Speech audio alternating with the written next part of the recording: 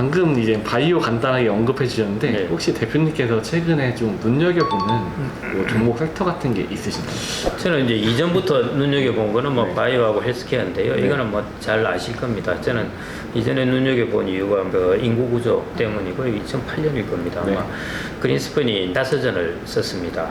거기 보면은 한 챕터에 세계가 은퇴한다는 말이 있습니다. 그래서 야 이거 말 멋있는 말이다 이런 생각을 했는데 진짜로 이제 세계가 은퇴합니다. 이미 선진국들은 은퇴를 했고요. 네. 그다음에 이제 일본도 은퇴를 이미 한 거고 우리나라가 지금 이제 은퇴를 많이 하고 있고 네. 우리나라보다 한 5년, 7년 정도 뒤를 따라서 중국이 정말 어마어마하게 은퇴를 합니다.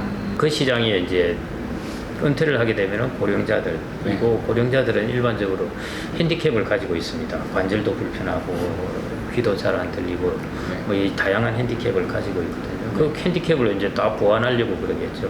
그걸 보완해 주는 것이 이제 바이오하고 헬스케어이지 않습니까? 특히 헬스케어 중에는 최근에는 이제 기술 발전 때문에 이제 디지털 헬스케어가 급속하게 나왔죠. 뭐 그 앱을 통해서 이게 스마트폰으로 심전도를 측정할 수 있는 것도 나오고 다양하게 나옵니다.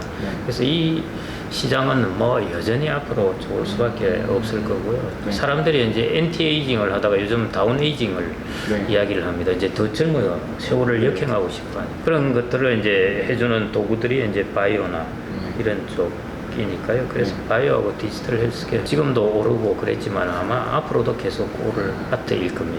그런 쪽에 이제 고령화와 관련해서 좀 앞으로 괜찮을 부분이고요.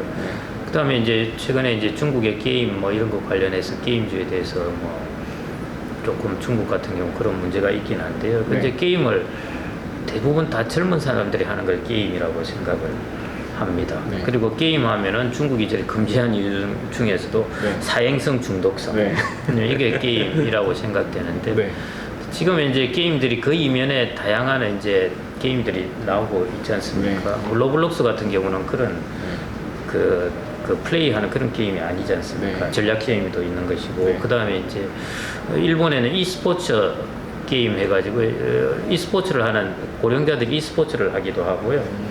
그 다음에 이제 e스포츠 건강 게임도 있습니다.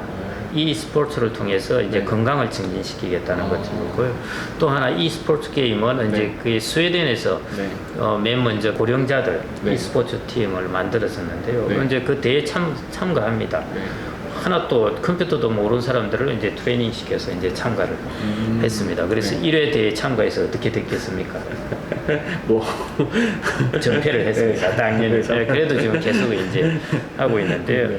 이제 그런 고령자들의 그 게임 시장 이런 것들도 좀 열리고 있는 것 같고요. 이제 치매 방지도 그렇고 다양한 좀 게임이 좀 확산되고 있습니다. 그래서 저도 이제 우리나라 게임이나 다 그런 회사들도 좀 이렇게 고령자들을 타겟으로 해서 게임들을 좀 만들어내면 어떨까 하고 그다음에 게임을 그렇게 아까 로블록스나 이런 거는 게임을 하나의 라이프를 보는 거지 않습니까? 그다음에 리니지나 이런 건 말 그대로 게임으로 보는 것이고요. 그래서 게임이 두 가지로 나눴는데 고령자들이 들어가는 게임은 라이프로 들어가는 그런 게임을 이제 선호하거든요. 그래서 고령자들이 이제 이 시장도 이제 좀 타겟을 하면 어떻겠나 좀 그런 생각이 들고요. 그거하고 관련된 게 결국 이제 메타버스이지 않습니까? 그래서 저는 메타버스는 뭐 앞으로 시장이 지금 뭐 과열된 면이 있긴 하지만은 결국 그래도 그 고령자들이 이제 50대 정도 되면은 여성분들이 골프 치러 가서 사진 안 찍습니다. 40대, 50대 초반까지는 뭐 가면은 열심히 찍죠. 근데 어느 순간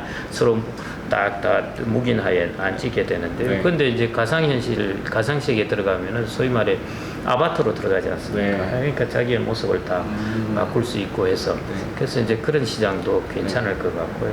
그래서 이제 고령사회가 오면은 사람들이 이제 그 이전에 수축사회라는 생각으로 이제 수요도 줄고 그러기 때문에 자기 노후 준비하느라 돈도 안 쓰고 하기 때문에 수축하게 된다고 생각을 하는데 지금 70대나 일본의 70대나 이런 사람들은 그런 뷰입니다. 그래서 일본의 7, 80대한테 설문조사를 해보면은 자신이 받는 연금으로 뭘 하겠느냐 물어보면은 제1순위가 손자들한테 용돈 주겠다입니다.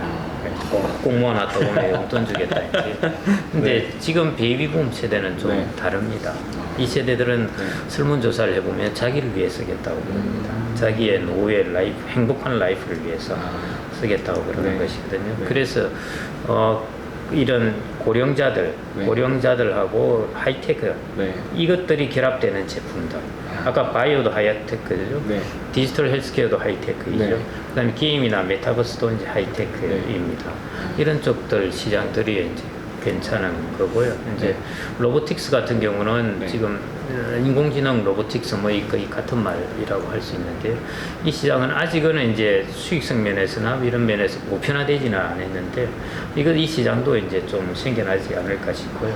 아까 메타버스 중에서도 이제 이 가상현실을 통해서 일본이나 미국도 마찬가지 그런 회사가 있는데 이 헤드셋을 쓰면요. 네. 그리고 자기가 어릴 때 사진이나 영상이라든지 이런 데이터를 주면은 네. 그걸 가상 공간을 통해서 이제 그걸 보여줍니다. 네, 보여주면 이제 네. 데이터를 많이 주면 많이 줄수록 네. 이제 가상 공간을 더 풍부하게 만들 수가 있겠죠. 그래서 여러분들 사진 많이 찍어 놓으시면은 네. 나중에 노후에 이 데이터를 왕창 주시면은 자기는 어릴 때가 되고 자기 엄마가 나타나고 이런 상황도 될 수가 있는 거죠. 얼마든지요. 그런 지금은 아직은 이제 그 정도는 아닌데요. 그래서 그 보면 일본에 이제 그 헤드셋을 끼고 이렇게 네.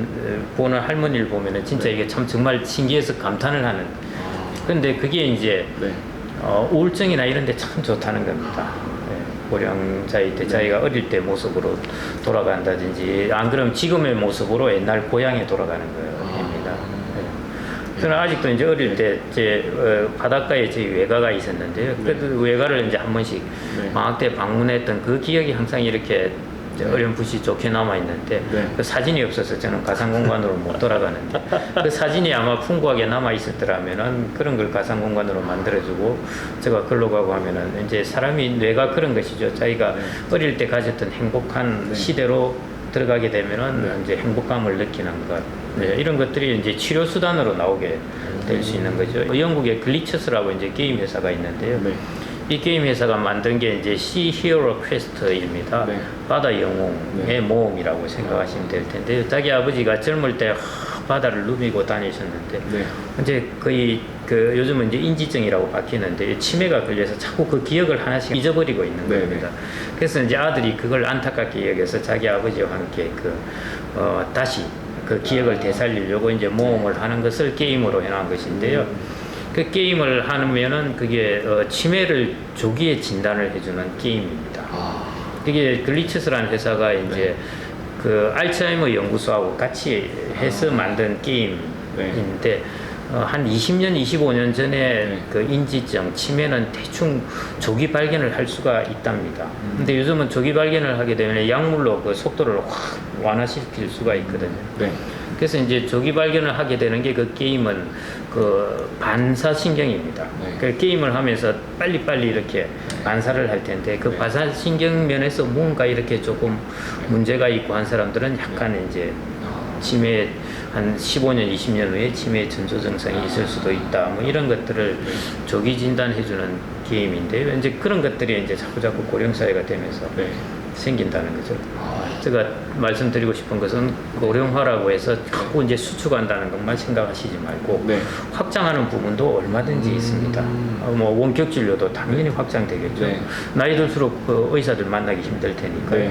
그런 확장하는 부분을 찾아보시면은 이게 고령 사회에서 오히려 투자의 기회를 찾으실 수 있지 않을까 그렇게 생각이 됩니다. 고령화나 기술의 또 결합을 통해서 예. 새로운 길이 열리는. 그러니까 우리가 고령화하면은 이제 아직도 그게 많긴 하지만은 사회복지사가 달려가서 케어를 해드리고 이런 것들로 주로 많이 생각을 하거든요. 그게 지금의 70대, 80대 이상은 그런 이제 세상입니다. 지금 80대도 사실은 이제 디지털 기기도 많이 사용을 하시고 제 아는 분은 자기 어머님 이제 그분은 이제 캐나다 계시고 어머니는 이제 한국에 계시고 하는데 여기 캠을 달아놔 가지고요.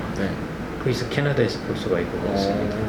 그래서 이제 괜찮으신지 어쩐지 그런 것도 볼 수 있는 시대가 왔거든요. 그런 것들이 이제 하이테크와 이제 우울증을 해소해주는 이제 대화 로봇이라든지 이런 것들이 중국이 앞으로 어마무시하게 고령자가 많이 생겨나면 그래서 중국은 원격 진료 시장을 적극적으로 지금 추진을 하는 이유가 거기 대응하기 위해서 이것이거든요. 그래서 그런 시장, 그 기회 그런 쪽을 좀 보시면은 고령 사회가 오히려 투자의 기회로 찾을 수 있을 것 같습니다. 뭔가 보이기 시작했어요. 감사드리고 그리고 이제 아무래도 노후 준비하는 데 있어서 이제 다양한 금융 상품이 있는데 대표님이 좀 노후 준비를 하는 데 있어서 추천할 만한 상품이 있다면 어떤 게 있어요? 복잡하시게 생각하시지 말고요. 아까 이제 부동산 예금 말씀하셨잖아요. 그래서 근데 부동산은 저도 이제 한 50대 베이비 부모들, 586들에게 물어보면은 노후 준비를 뭘로 하시겠습니까? 하면 대부분 부동산이라고 그럽니다. 근데 요즘 상가를 빌려서 투자하는 것도 위험하지만은 일단 빌려서 해야 되니까요. 절반은 빌려서 해야 되니까. 그러면 한 3억 정도 빌리고 3억 정도 자기 돈 넣고 해서 했다면은 자기의 노후 자금의 상당 부분을 거기 다 몰빵 투자를 하는 셈입니다. 오피스텔도 마찬가지고요. 그러니까 하여튼 우리가 젊을 때는 몰빵 투자를 가끔씩 해도 괜찮아요. 안 하면 다시 또 복구를 하면 되니까요. 근데 나이 들어서 몰빵 투자를 해서 이게 잘못되면은 복구할 방법이 없습니다. 그래서 나이 들어서는 무조건 분산입니다. 좋은 우량 자산을 가지고 분산을 하셔야 돼요. 우량 자산이기 때문에 떨어져도 다시 리커버할 가능성이 확률이 높고 일단 분산을 해놓았기 때문에 급락할 가능성이 적고 하기 때문에 그래서 우량 자산으로 분산을 해야 된다는 것인데 상가를 산다든지 오피스텔을 산다든지 하는 것은 여기에 정면으로 위배되는 것입니다. 우량하지 않은 자산으로 집중 투자하는 셈이거든요. 그래서 이 부분을 고쳐야 되고요. 그 다음에 이제 예금 같은 경우 안 되니까 투자 자산으로 와야 되는데 주식 자산을 종목을 산다. 뭐 이제 삼성전자 이야기도 많이 하는데요. 한 좋은 종목을 사서 오래 들고 있으면 돈을 벌 수 있다. 그거는 투자론 측에서는 절대 그런 이야기는 나오지 않습니다. 좋은 종목을 사서 오래 들고 있으면 돈을 번다. 그 이야기는 절대 안 나와 있는 이유가 좋은 종목이라는 것을 확신할 수 없기 때문이죠. 오늘의 좋은 종목이 1년 후에 나쁜 종목이 될 수도 있기 때문에 그래서 절대 그거는 안 됩니다. 그래서 그것도 분산을 하셔야 돼요. 투자 자산, 주식 자산도 분산을 해야 되고 부동산 자산도 분산을 해야 됩니다. 그래서 그게 이제 제일 잘 되어 있는 두 가지 자산이 리츠하고 ETF입니다. 저는 항상 가서 한 손에는 여러분들 리츠, 그 다음에 한 손에는 ETF. 이 투자 상품만 잘 공부해 놓으셔도 여러분들 평생의 자산 관리는 이 두 가지로 충분합니다. 굳이 무슨 애플이 어떠느니 뭐 그다음 알지도 못하는 바이오 주식이 어떠느니 그거 보고 집에서 그냥 맨날 이게 막 유튜브 듣고 직장에서도 막 유튜브 듣고 그러실 필요 없이 그냥 리츠하고 ETF 이 둘만 해도 꽤 복잡합니다. 상품도 많고 그러기 때문에 이 둘만 잘 해놓으셔도 충분히 노후 준비가 됩니다. 그래서 저는 투자 자산 부동산을 포함해서 투자 자산은 리츠하고 ETF입니다. 젊은 분들이 아까 그 이야기를 하셨지만요. 집값이 너무 비싸서 부동산은 집은 포기하고 주식을 한다. 그것도 일면만 맞는 것이고요. 일반적으로 부동산이라는 것도 투자 자산에서 되게 중요한 수단입니다. 이거를 버릴 수가 없어요. 다만 이걸 하나 살려니까 너무 덩치가 커서 이제 그러거든요. 그래서 리츠라는 것은 분산해서 살 수 있지 않습니까? 5,000원을 주고 살 수도 있고 10,000원을 주고 살 수도 있고 호텔 ETF를 사면은 그 안에 호텔이 한 250개가 들어가 있고 이러니까 철저하게 분산이 되는 거죠. 소액으로 살 수 있고 우량 자산을 살 수 있고 그러니까 부동산을 하십시오. 하시되 이런 리츠를 통해서 부동산을 하시고요. 그다음에 주식 자산은 ETF를 통해서 하시고 그래서 우리가 손이 두 개 있는데요. 거기 다 하나는 리츠, 하나는 ETF. 이 두 개만 잘 해놓으셔도 잘 공부하셔도 충분히 준비할 수 있습니다.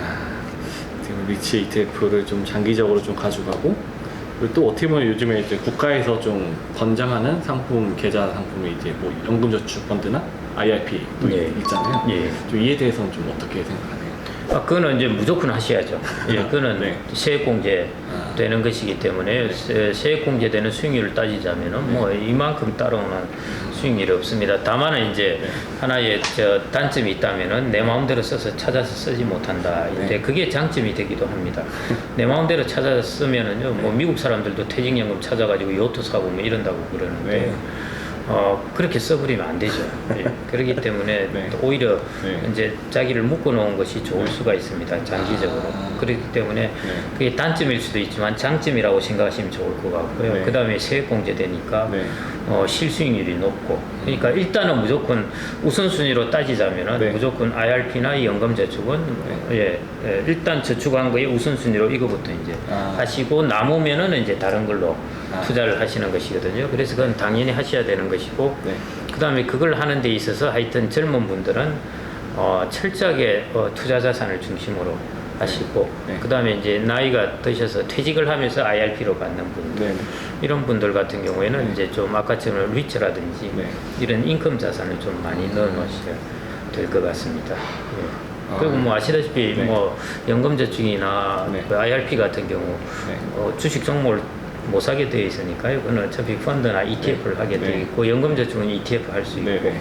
퇴직연금은 DC형은 ETF 되는 것도 있고 안 되는 것도 있고 하니까요. 되는 것이면은 하시면 네. 좋고, 네. 연금저축은 그냥 ETF를 활용해서 네. 하시면 될 것 같고요. 예. 그 다음에 리처들을 모아놓은 ETF도 있습니다. 네. 그런 것들을 사면은 ETF를 사면서 네. 부동산의 임대 수익을 노릴 수 있으니까. 여하튼 부를 축적한 것은 결국 이 어느 시대나 통틀어서 부동산하고 기업입니다. 네. 이게 부의 축적의 자본이거든요. 네. 그러니까 이 둘 자본을 가지시면 됩니다. 예, 젊을 때는 네. 철저하게 이 자본을 가지세요. 마지막으로 저희 시청자분들한테 좀 한마디 해주신다면. 제가 투자에 대해서 좀 네네.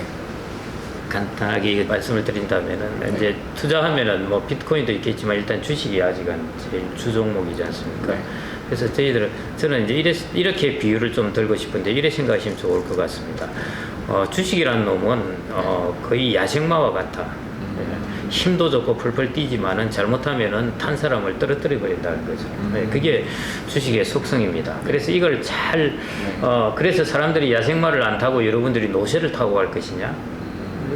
그건 아니죠. 네, 이제 아니죠. 야생마를 타야 되죠. 그래서 사람들이 말하기에 재갈을 물리고 굴레를 씌우고 고삐를 채우기 시작했거든요. 그거와 마찬가지 주식도 꼭 그렇게 해야 됩니다. 그냥 야생마를 타면 안 되고 재갈을 물리고 굴레를 씌우고 고삐를 이제 해야 되는데요. 그게 이제 투자에 있어서 분산을 철저하게 분산을 하라는 거. 그 다음에 이제 장기 투자를 하라는 거. 이것이 거기에 해당된다고 보시면 될 것 같은데, 거기에 하나 더 더한다면은 장기 적립 투자, 분할 투자를 하라. 이 세 가지가 꼭 이게 그 재갈과 굴레와 고삐 이 세 가지를 뜬다면은 분산과 장기 투자와 적립 분할 투자, 이 세 가지를 하신다면은 주식이라는 야생마도 충분히 길들일 수가 있습니다. 그래서 이 세 가지를 통해서 길을 들이셔서 여러분들이 야생마를 타고 가시면은 그러면 충분히 평안한 노후를 준비하실 수 있을 거라고 봅니다. 오늘 바쁘신 와중에도 시간 내주셔서 좋은 말씀 감사드리고요. 네, 이상으로 인터뷰 마무리하고 끝내도록 하겠습니다. 네, 감사합니다. 감사합니다.